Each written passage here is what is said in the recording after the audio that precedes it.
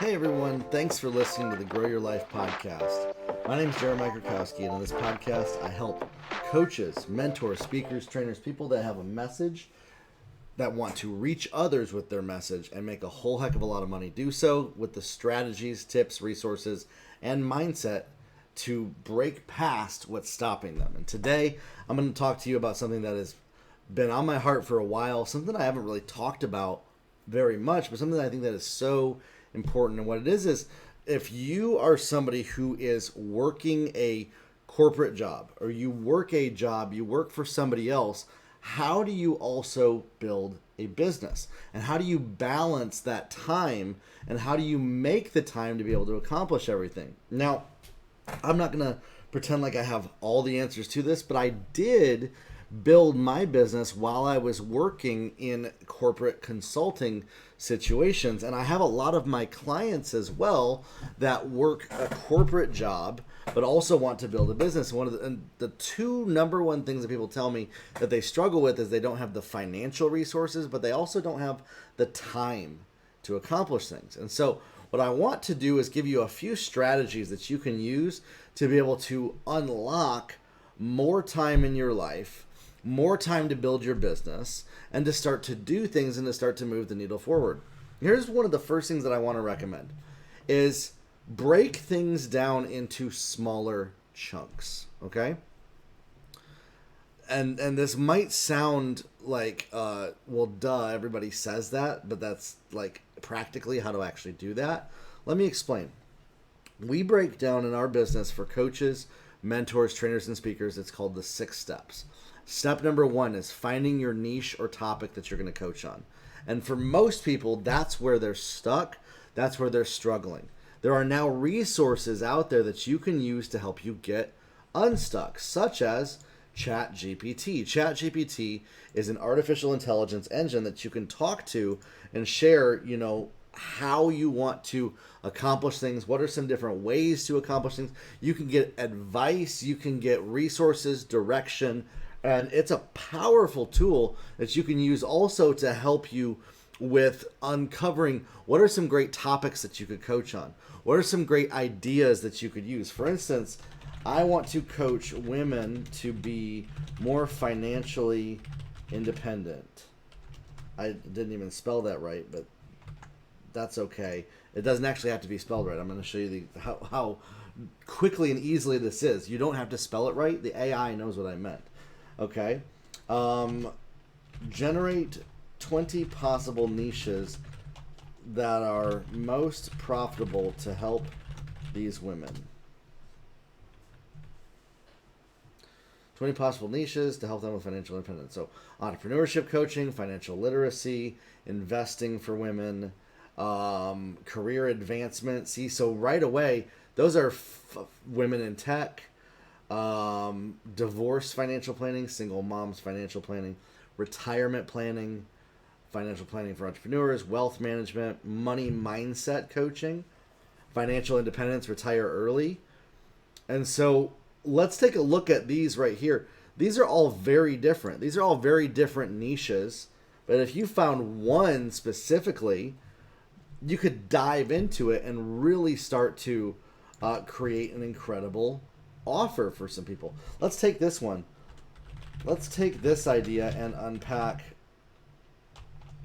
20 sub-niches and possibly industries or categories that would be most profitable for me as a coach, because you want to be profitable as a coach. 20 sub-niches, so specifically women in corporate leadership, salary negotiation coaching, while women in tech, career transition coaching. Usually the top 4 or 5 are what I'm finding are probably going to be the most profitable for people. Returning to work is also really good right here. Actually, this is really good right here. Let's take this one. Let's unpack 20 possible sub-niches based on this. I don't need to explain it multiple times. It already knows what I meant. Returning to tech, returnship programs, skills upgrade programs, confidence building. So right here, this could be your coaching program right there. So you can utilize tools like ChatGPT to come up with ideas for your coaching business and break things down very simply, very easily. You could host a live Zoom event on a Saturday, market that out to people, take $300 in Facebook ads, use what we teach with Facebook ads to be able to create an offer. And so, for instance, again, ChatGPT helps you create your sales copy, helps you create your offers. I'm not going to go into that in this training. We have a number of other trainings on my YouTube where I walk you through how to do this. So be sure to check those out, how to use ChatGPT to write your sales copy and do your marketing on my YouTube channel. What I want to talk about, though, is if you're in a job, how are you actually going to find the time to be able to create all of this? Well, what you want to do is you want to shift your mindset. The first thing to shift is going to be out of this mindset that I am a victim because I'm at a job, okay?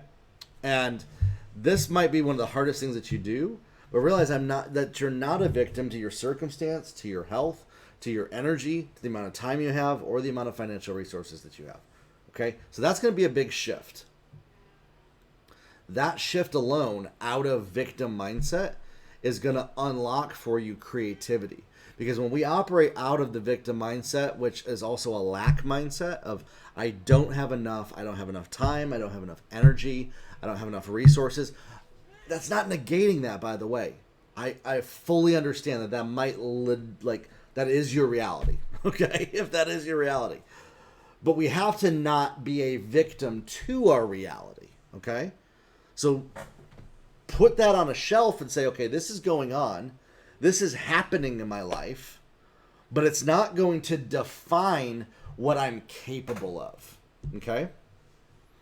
And that, again, when we answer that, we want to address, why do we let it define us? What are we trying to avoid happening? What are we afraid might happen if we don't let that thing define us? What are we trying to make sure doesn't happen again by operating out of this cycle? And that is a question that you can ask yourself that it might point to a past experience, whether it be in your childhood, whether it be at your job itself. You literally might have abuse going on in your workplace that has wired your brain and gaslighted you into thinking that you can't get out of this situation or that you can't adjust it or you can't maneuver it.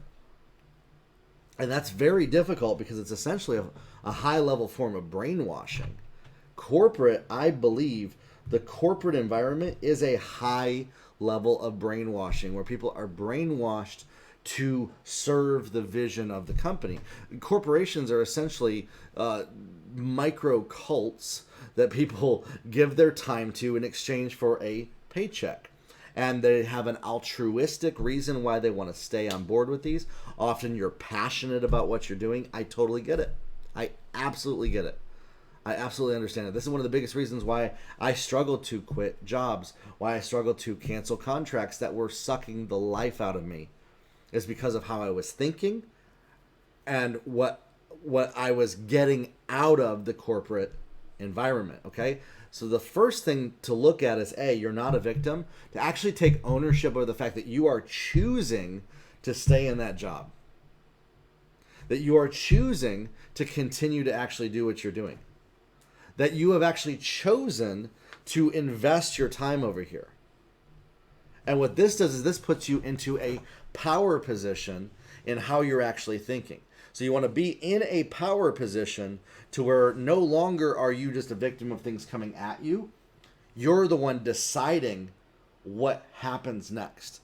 And go with me here on a journey of, if you had the power to move some pieces around at your job or to change how you do things, to change your hours, to change how your job operates. I'll tell you this, an unlock for some people that I've actually recognized for their business is for them not to just quit their job, but to get another job that is more flexible, to get a second job that pays a little bit more but has more flex. And then what this does is this provides to be able to actually build the business. This actually gives the extra time, the extra energy, and the extra financial resources to build the business. So you're not just going cold turkey, you're just moving and transitioning and pivoting the direction. I did that as well in my own experience. As when I stopped working with my mom full time, I got a bunch of client work that I was doing. And now that client work consumed all of my time. We were making six figures. So I had to figure out, okay, how can I shrink the client work so that it's taking less of my time? And I actually shrunk the client work down to 10 hours a week. And we were still making six figures. This was incredible because then it unlocked for me the extra time that I needed to build my business. And our business started making six figures. And as soon as that happened, I went full into the coaching business and it 4x'd itself. Some people ask, when's the right time to quit the job and go full time into the coaching business? It's usually when you have replaced at least 50% of your income at the job. Because then you could go part-time with the job, split your time in half, and double your income in the business very easily. So half is actually enough to either quit or go part-time. And if you've replaced the job, I would recommend to take the leap. If you've replaced that job income, to then put in your 2 weeks notice and go into building a business. Now, here's the difference when you're an entrepreneur. There's some mindset shifts that you need to make as an entrepreneur that don't serve well in a corporate environment. And what you will find is, as you start to transition in this way, you don't fit into corporate very well. These 4 mindset shifts are very powerful. They're very important, and they will allow you to go to the next level in your life and in your business. I have them on my blog post here. It's the 4 habits of people who want to leave a corporate job, that want to go after their goals. One of the number one things is you have to be okay with not having all the answers. You have to be okay with not building all of the answers to every question that people ask. You have to be okay with saying, I don't have that answer. You also have to be okay with taking risks and making mistakes on a regular basis. When you go out there in your business, you're going to make mistakes. You're going to take risks, and things are not always going to work out how you wanted them to. You also have to be okay with not being liked by everybody. You want to be irresistible to a small group of people. And so what ends up happening is when you start shifting your mindset away from, I need to be liked by everybody for survival. I need to have all the answers for survival. I need to not make mistakes for survival. And you literally shift out of that. You will now have the mental framework of what it takes to be successful in a coaching business, in a mentorship business. But you can't operate out of being worried, being a pleaser, being people-pleasing, and expect to get any sales in a coaching business, because you will be so worried of the next shoe dropping, things not working out, and fear will run your programming. Fear will run your decision-making process. And so you have to actually shift that mindset, and it might not shift until you exit corporate. For me, it didn't shift 4 years after I exited a corporate environment. I had to work with a therapist to actually shift this mindset. And I'm even still working through this and realizing, you know what? I don't need to please everybody. I don't need to make everybody happy. I don't need to have all the answers. I don't need to do everything perfect. It's okay to make mistakes. It's not the end of the world. And so when you can actually grow in that way, you grow mentally, and you grow in your actions, and you grow in what you're doing. Again, answer this question. What am I trying to avoid by having all the answers? Well, I don't want to look stupid. So who cares? What's going to happen if you look stupid? Well, at a corporate job, you'll get fired. In a business, you just might have a few nasty comments from people. But at the end of the day, those nasty comments don't really mean a whole lot. Well, I don't want nasty comments from people. Well, you can't control other people. They're going to come in whether you like it or not. You could do everything perfect and still have nasty comments come in from people. Okay? And so then this doesn't mean that we're going to be defrauding people or doing anything illegal or wrong or selling crappy programs that don't actually work. That's none of that at all. But what we're talking about is that you're not going to do everything perfect. In fact, your first offer that you put out there isn't always going to produce the results. And so what you want to do is, while you're working your job, you want to put a few test offers out there to gather the data that you need. Your test offers probably aren't always going to work. And so that's why I recommend $300 to $500 in a test budget, knowing that you might lose that, and that is actually part of the cost of doing business, just to get the data and the feedback of what people that you're reaching that are out there, what they actually desire, what they actually want, what they actually would like to learn from you. And so by gathering that data, then you are able to build a business successfully by providing value to people that need what you want. And when you start to use their language, when you start talking the language of your target customer, when you start actually saying the things that they are saying the same way that they say it, you'll connect more with people. You'll be able to provide more value, and you'll be able to attract ultimately people that are ready to buy and spend money with you. Now, here's the last thing. In your coaching business, you need to start to talk about bold outcomes and results that you can create.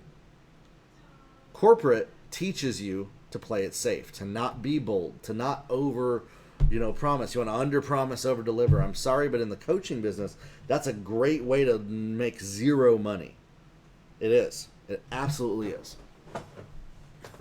and most people will argue against this.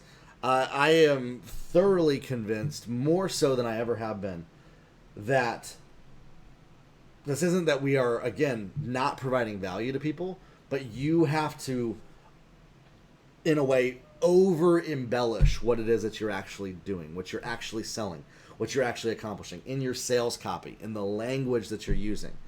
In this industry, for it to attract people, because here's the thing, your competitors are doing the same thing, and they're winning, and they're making a ton of money, and they're impacting people.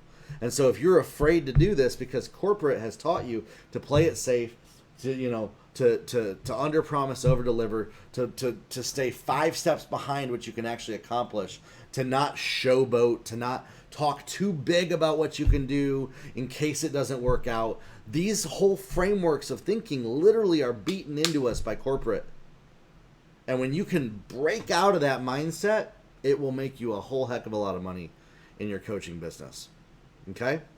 And so again, I want to just encourage you, if you're somebody, these are some of the mindset shifts you can shift, start to create some of the time. Have one of the tough conversations with your boss. I did this years ago where I was starting to make 6 figures in a business, and I talked to my boss and I said, hey, I want to work part-time because I'm making this much over here, but I still love what I'm doing over here. And what was awesome was my boss was like, great, let's do it. Let's go part-time. Let's do it. And I ended up leaving that company a few months later and going freelance. And then after that, I ended up working with my mom. She became a client of mine, and then I focused all of my energy into building an 8-figure business with my mom. And after that, we've gone on to build this business here. You can do it. You don't have to be stuck in just one situation, one environment. You're not a prisoner. It might feel like you are, but you're not. And you can break out, and you can make decisions, and you can shift your life in the direction of making a business work for you one step at a time. And this podcast is a great resource to help you with that, with the strategies, the tips, the tools, the resources, the mindset shifts that you need to make a whole heck of a lot of money in a coaching business. All right? Make sure to get on our waiting list for our Client Growth Accelerator, our coaching program, where we help you, or we come alongside you and work with you to build the coaching business that pays you dividends that you want to make. And make sure to share this podcast with other people. I know that it will help others, just like it's helped you today. Grow your life, everybody, and we'll talk soon.